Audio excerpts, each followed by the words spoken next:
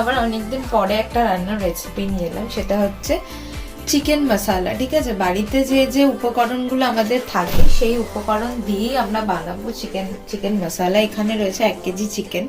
ঠিক আছে, চিকেনটাকে সবার প্রথমে আমি ম্যারিনেট করব।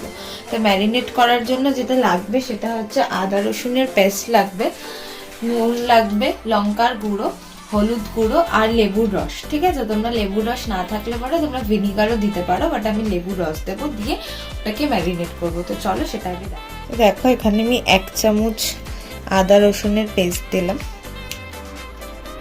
ঠিক আছে, তোমরা নর্মাল বাড়িতে আদা রসুনের পেস্ট বানিয়ে দিতে পারো, আমি তাড়াতাড়ির জন্য আমি রেডিমেডটা দিচ্ছি। দেখো এখানে স্বাদ মতন নুন দিলাম, আমি 1/2 চামচ নুন দিলাম, হলুদ গুঁড়ো দিলাম, লঙ্কার গুঁড়ো দিলাম, এই যে দেখো হাফ লেবুর রস দিয়ে দিলাম। ঠিক আছে, এটাকে ভালো করে ম্যারিনেট করব।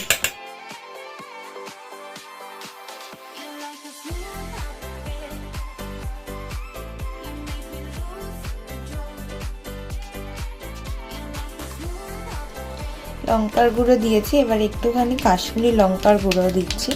ঠিক আছে, জানো কাশ্মীরি লঙ্কার গুঁড়ো শুধুমাত্র কালারের জন্য দেয়, ঝালের জন্য কিন্তু দেয় না। এবার আমি মেন রান্নাটা করব, গ্রেভিটা যেটা বানাবো। ঠিক আছে, গ্রেভি বানানোর জন্য আমি এখানে পেঁয়াজ কুচি করে নিয়েছি। তাই দেখো এখানে টমেটো আর গ্রিন চিলি আমি পেস্ট করে নিয়েছি। এখানে টমেটো হচ্ছে 2টো আছে। ঠিক আছে, আর গ্রিন চিলি তোমরা তোমাদের ঝাল অনুযায়ী দেবে। আমি এখানে 4টে দিয়েছি, লঙ্কা প্রচন্ড ঝাল তাই। ঠিক আছে, এবার তোমরা তোমাদের স্বাদ মতন দেবে।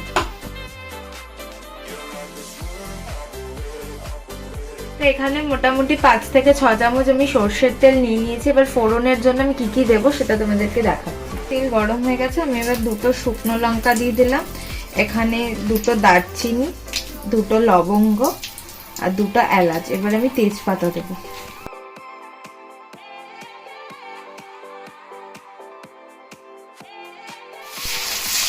আচ্ছা, এখানে কিন্তু কেউ কিন্তু পেঁয়াজ মানে অনিয়ন পেস্ট ইউজ করবে না, পেঁয়াজ কুচি দিয়েই কিন্তু রান্নাটা হবে।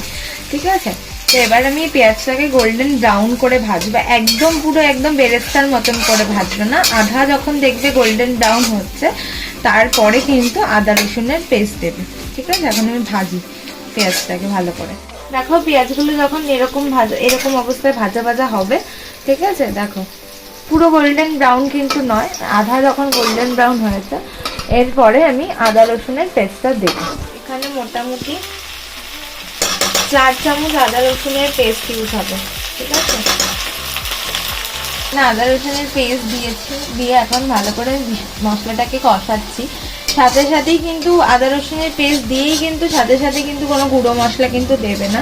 আগে 3-4 মিনিট আগে মশলাটাকে ভালোভাবে কষাবে, এখান থেকে একটু তেল ছাড়বে, তারপরে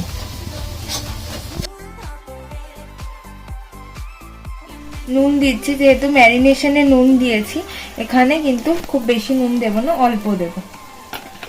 একটু চিনি দেবো। ঠিক আছে, মানে নুন আর চিনি মিষ্টিটা ব্যালেন্স করার জন্য একটুখানি সামান্য একটু চিনি দিব।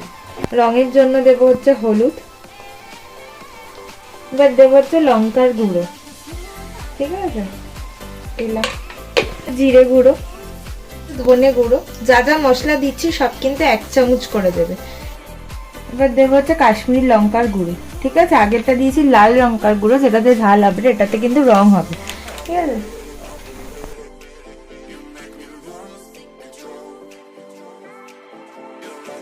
দেখতে পেয়েছো যে মশলা থেকে কিন্তু তেল ছাড়ছে। ঠিক আছে, তেল ছাড়ার পর আমি এবার এই যে টমেটোর পিউরিটা বানিয়েছি পেস্টটা, সেটা আমি দিয়ে দেবো। এটার মধ্যে কিন্তু টমেটো আর গ্রিন চিলি কিন্তু একসাথে পেস্ট করা রয়েছে। আরেকটা কথা বলি, যদি পেস্ট করতে না চাও গ্রিন চিলি, তাহলে কিন্তু তোমরা গ্রিন চিলি কিন্তু কুচি করে ইউজ করতে পারো, যারা ঝালটা মোটামুটি একটু কম খাও। ঠিক আছে, এখন এটাকে ভালো করে কুক করতে দেবো আমি। দেখতে পাচ্ছ মশলাটার কালারটা কতটা সুন্দর এসছে। ঠিক আছে, যেহেতু চিকেন মশলা তো সেই কারণে কালারটা দেখতে পাচ্ছ কত সুন্দর এসছে। এবার আমি এইটার মধ্যে ম্যারিনেট করা চিকেনটা দিয়ে দেবো।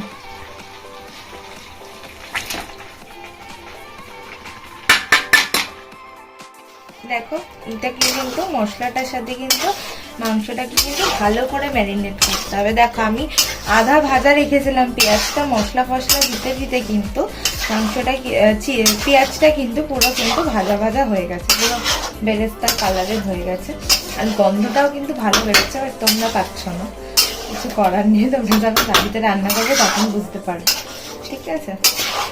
তো এটা এখন আমি ভালো করে একটু কষাবো, মশলাটার সাথে মাংসটাকে ভালো করে কষাবো। এই দেখো এবার এটাকে মানে পুরো একদম ভালো করে মেশানো হয়ে গেছে। এবার এটাকে আমি ঢাকা দিয়ে দেবো, ঠিক আছে? দেখি 5-10 মিনিটের মতন ঢাকা দিয়ে দেবো, দিয়ে তারপরে আবার আসছি। 10 minutes later. এই যে দেখো 10 মিনিট পরে আমি তোমাদেরকে দেখিয়েছি, তারপরেও কিছুক্ষণ কুক করতে দিয়েছি। মাংসটা সেদ্ধ হয়ে গেছে, ঠিক আছে? এবার ঝোলের কালারটাও দেখতে পাচ্ছ তোমরা। এবার তোমরা যেরকম চাইবে সেরকম ভাবে কিন্তু ঝোলটা রাখতে পারো। তোমরা যদি মনে করো রুটির সাথে খাবে তাহলে তো ঝোলটা আরেকটু টানতে হবে, গ্রেভিটা। আর যদি তোমরা মনে করো না ভাতের সাথে খাবে তাহলে আর কিছুক্ষণ টানালে পরেই হয়ে যাবে, খুব বেশি ঝোল টানানোর দরকার নেই। বাট গ্রেভিটা তোমরা দেখতেই পাচ্ছ যে প্রচণ্ড কিন্তু একটু থিক টাইপের হয়েছে, ঘন বেশ গ্রেভিটা, ঠিক আছে? তো এখন আরেকটু আমি ঝোলটা টানানোর পরে আমি এটাকে সার্ভ করি। এই দেখো পুরো একদম রেডি, ঠিক আছে? চিকেন মশলা একদম, গ্রেভিটাও খুব ঘন হয়েছে। তো এই ছিল হচ্ছে আজকের রেসিপি। সবাই তোমরা বাড়িতে বানিও, শীতকালে বেশ ঝাল ঝাল খেতে খুব ভালো লাগবে। তো ভিডিওটা ভালো লাগলে পরে তোমরা জানো কি করতে, ভিডিওটা ভালো লাগলে লাইক করবে, কমেন্ট করবে, পাশে সাবস্ক্রাইব করে বেল আইকনটা প্রেস করে দেবে যাতে এর পরের ভিডিও নোটিফিকেশনগুলো পাও। তো সবাই ভালো থেকো, সুস্থ থেকো, টাটা।